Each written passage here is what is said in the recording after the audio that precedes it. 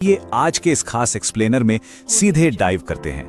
आज ना हमारे पास भारत के लॉजिस्टिक्स और रेलवे सेक्टर की एक बहुत ही जबरदस्त ब्रेक इन खबर है। हम बात कर रहे हैं जेएनपीटी के एक बिल्कुल नए ऐतिहासिक कार्गो हैंडलिंग रिकॉर्ड की, और हाँ, इसके साथ जुड़ने वाले डेडिकेटेड फ्रेट कॉरिडोर यानी डीएफसी की, जो मालगाड़ियों की रफ्तार को लिटरली एक नए धरातल पर ले जाने वाला है। ये एक ऐसी खबर है जो सच में पूरे देश के सप्लाई चेन का नक्शा बदल के रख सकती है। यहाँ सबसे अहम बात देखिए, ये कोई छोटा मोटा अपडेट नहीं है।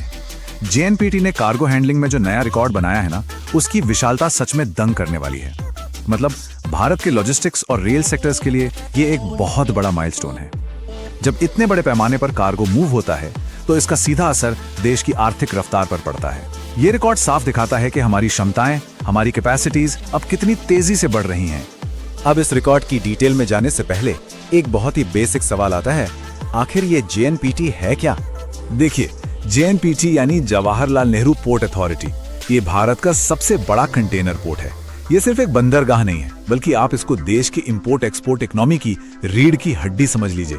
देश के आयात और निर्यात का एक बहुत बड़ा हिस्सा इसी पोर्ट से होकर गुजरता है।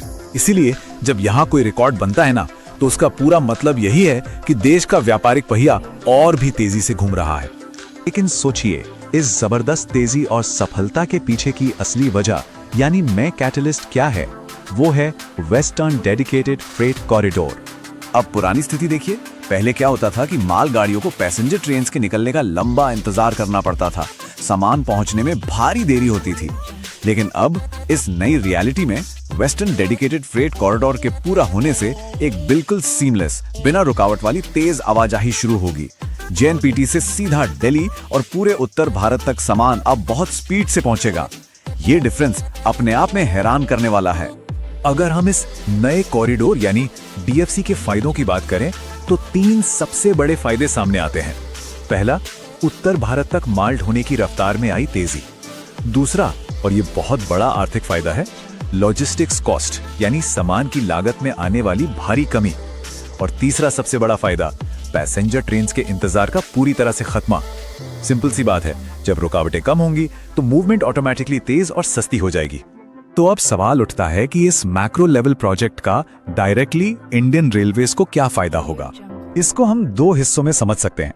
पहला है ऑपरेशनल फायदा, मतलब आवाजाही इतनी बेहतर हो जाएगी कि पहले से कहीं ज्यादा माल बहुत ही कम समय में अपनी मंजिल तक पहुंचेगा। और दूसरा है फाइनेंशियल फायदा।